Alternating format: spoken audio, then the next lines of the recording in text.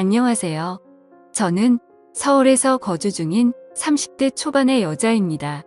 그동안 있었던 파란만장한 제 인생사를 들려드리고 싶어서 이렇게 조심스레 사연을 보내게 되었습니다.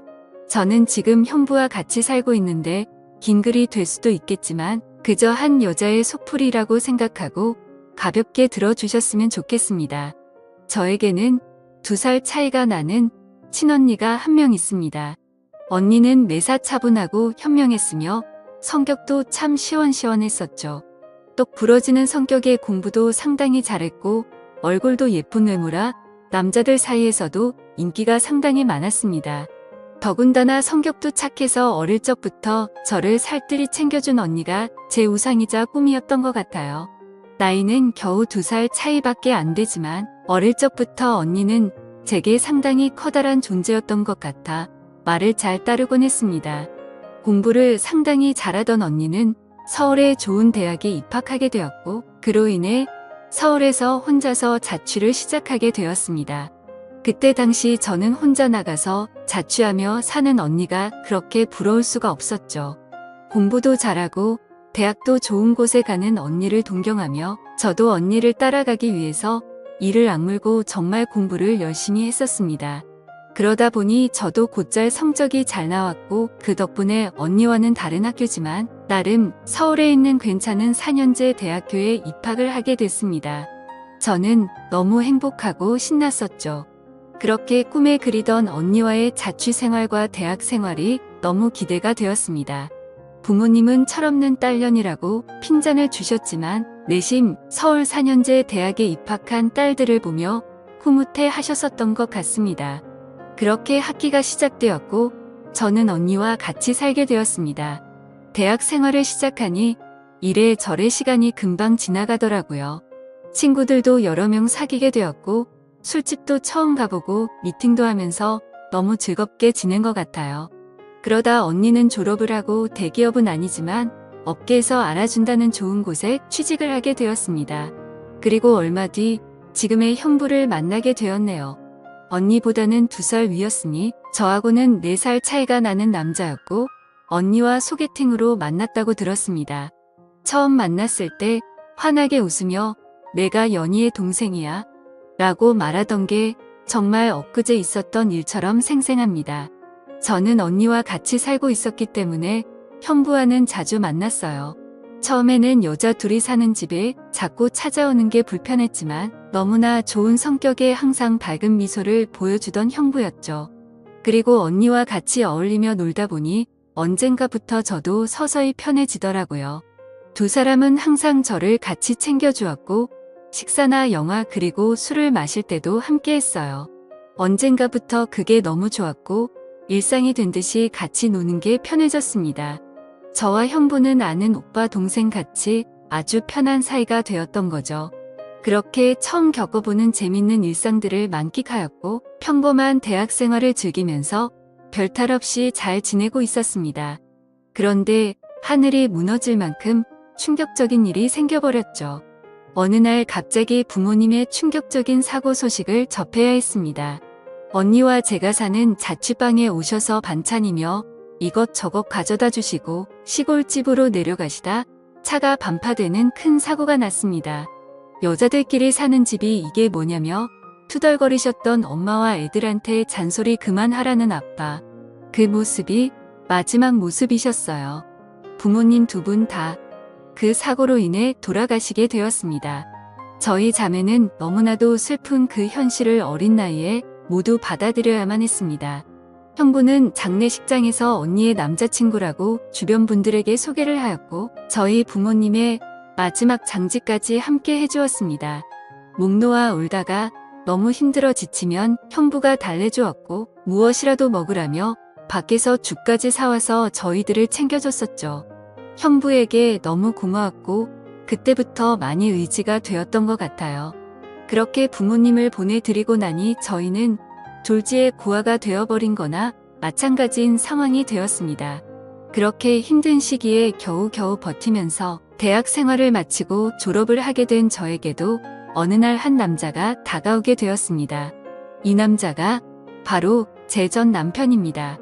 부모님이 돌아가시고 형부와 언니에게 많이 위로받고 기대면서 살았지만 그걸로 제 마음이 채워지기에는 부족했었나 봐요. 자상하게 다가와서 제 말을 잘 들어주던 그 남자와 연애를 하게 되었고 저는 자연스럽게 그 남자에게 제 삶을 기대고 많이 의지하게 되었었죠.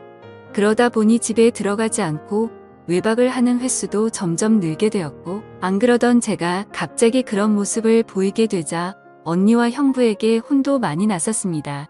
그러던 중 저는 그만 사고를 치고 말았습니다. 어리다면 어린 그 나이에 혼전 임신을 하게 되었던 거죠. 지금 생각해보면 정말 미친 짓이라 생각하고 있고 그 시간을 되돌리고 싶은 심정입니다. 물론 지금 제 인생 누구보다 소중한 제 딸아이가 없길 바란다는 뜻이 아니고 전 남편만 되돌리고 싶습니다. 하지만 그때 당시에는 그 남자를 많이 의지했고 사랑했었기에 미래가 행복할 거라 꿈꾸고 아이를 낳자고 마음먹었습니다. 그렇게 저희는 예정에 없었던 결혼을 급하게 하기로 한 거였죠. 그래서 저는 언니와 형부에게 이 사실을 알렸고 정신이 있는 거냐며 많이 혼났었던 것 같습니다. 잘 살 테니 걱정하지 말라고 얘기를 계속 해줬지만 그게 말처럼 쉽게 될 리 없다는 걸 잘 알고 있는 두 사람은 저를 많이 설득하려고 했죠. 하지만 뱃속에 제 아이가 있었기에 되돌릴 수 없다는 걸 모두가 알았고 결국 제 의견을 따라서 결혼을 진행하게 되었습니다. 그러나 상견례부터 참 쉽지 않더군요. 그날부터도 많은 일이 있었습니다. 언니와 형부가 상견례 자리에 나와주었고 어른은 없냐며 대놓고 무시하던 시대. 그리고 그런 경험을 처음 하면서 괜찮은 척하며 땀을 뻘뻘 흘리면서 시댁의 비위를 맞춰 주던 형부. 매사에 정확하고 똑 부러지던 제 언니도 저를 위해 성격 죽이고 이리저리 무사히 상견례를 끝마쳤네요. 남자친구와 저는 어린 나이에 목돈이 없었기에 시댁에서 마련해 주신 15평 남짓 되는 빌라에서 아이를 출산하였고 신혼생활을 시작하게 되었습니다. 그런데 제가 꿈꾸던 결혼 생활과는 정반대였습니다. 연애하던 시절에는 항상 저를 착하게 대해주던 남편은 결혼을 하고 난 뒤 마치 다른 사람처럼 180도로 바뀌었습니다. 잦은 음주와 외박 그리고 저에게 욕설까지도 서슴지 않았습니다. 처음에는 단순히 벌어지는 실수라 생각되어 넘어갔지만 그게 점점 도를 넘어서더니 어느 순간부터는 제게 몹쓸 짓까지 하더군요. 부모가 없어 네가 개념이 없다며 욕을 하고 언니와 형부까지 싸잡아서 욕을 했습니다. 어리다면 어린 나이에 그 얘기를 듣고 있자니 서름에 복받쳐서 아이를 안고 많이 울었던 것 같아요. 하지만 저는 언니와 형부에게 제 상황을 이야기하지 못했습니다. 잘 살겠다고 큰 소리 뻥뻥 치고 강행했던 이 결혼. 지금 제가 이런 대접을 받고 힘들게 산다는 사실을 안다면 언니와 형부가 너무 슬퍼할 걸 잘 알았거든요. 그렇게 저는 힘든 하루하루를 살아가던 중 언니와 형부는 결혼을 하게 됐습니다. 저는 그 당시 많이 힘들고 지친 마음이었지만 누구보다 그 둘의 결혼을 축복했기에 밝게 웃으며 축하해 주었습니다. 그리고 저의 불행한 일상이 2년쯤 지났을 때였습니다. 남편의 폭언과 만행은 점점 더 심해졌고 어느 날부터는 술집 다니는 여자와 외도를 하는 사실까지 알게 되었습니다. 많이 믿고 결혼한 사람이었기에 그런 현실들이 너무 많이 힘들었어요. 그래서 저는 이제는 이 사람과 어떻게든 정리를 해야겠다고 생각하고 있었을 때였습니다. 하지만 현실적으로 이혼하고 나가면 어떻게 살까라는 생각이 들었고 아직 이렇게 조그마한 딸아이와 내가 잘 살 수 있을까 걱정이 들었습니다. 부모님께서 살아계셨으면 내가 돌아갈 곳이 있을 텐데 하는 슬픔에 잠겼죠. 그러다 힘들어 지쳐 딸아이를 데리고 언니를 보러 집으로 찾아갔습니다. 저는 아무런 일 없다는 듯 언니와 식사를 했고 평소대로 일상적인 대화를 나누었습니다. 언니와 식사를 하고 있는 중에 형부가 퇴근하여 집으로 들어왔고 저를 보며 반갑게 맞아줬습니다. 언니네 오게 되면 딸아이 선물도 챙겨서 들어오게 미리 얘기 좀 하라고 하는 형부. 이렇게 정감 있는 인사를 해주며 제 머리를 쓰다듬어 주더라고요. 그런데 얼마 전 남편에게 밀쳐져서 넘어지다 찢어졌던 부분을 건드렸고 저도 모르게 비명소리를 내게 되었습니다. 형부는 깜짝 놀라서 뭐냐고 왜 그러냐고 계속 물어봤죠. 저는 사실대로 말할 수 없어 눈을 못 마주치고 있는데 걱정을 해주는 모습을 보고 있으니 저도 모르게 서름에 복받쳐 갑자기 눈물이 흘렀습니다. 뭔가 이상하다는 느낌을 감지한 건지 형부는 제 몸을 계속 살폈고 눈에 띌 만큼 표정이 급격히 경직되면서 변해갔습니다. 형부는 남편 놈이 이런 거냐고 솔직히 말해보라며 저를 다 그쳤고 저는 아니라고 계속 부인했지만 하염없이 나오는 눈물이 제 말이 거짓이라고 저를 대신해서 대답해 주었죠. 결국 그날 그동안 있었던 모든 일에 대해서 솔직하게 말을 했고 형부는 화를 내면서 그 늦은 시간 저를 이끌고 저희 집을 찾아갔습니다. 술을 좀 했는지 소파에 누워서 뒹굴고 있는 남편을 사정없이 멱살을 잡고 흔들기 시작했습니다. 네가 사람 새끼냐고 어떻게 여자한테 그럴 수 있냐며 계속 욕을 했죠. 남편은 그러다 넘어지면서 가구에 부딪혔고 악을 쓰며 소리를 질렀습니다. 형부는 그때부터 정신이 조금 들었는지 잠시 숨을 고르더라고요. 일단 이 상황이 정리가 되어야 할 것 같아 형부를 밖으로 데리고 나가려 하는데 갑자기 남편에게 무릎을 꿇으면서 이야기를 했습니다. 우리 처제 어디 가서 이런 대접 받을 아이 아니라고. 제발 잘 좀 대해주면 안 되겠냐고. 내가 실수해서 다쳤으니 속 풀릴 때까지 자신을 때리라고 하더군요. 제발 부탁을 한다면서 말이죠.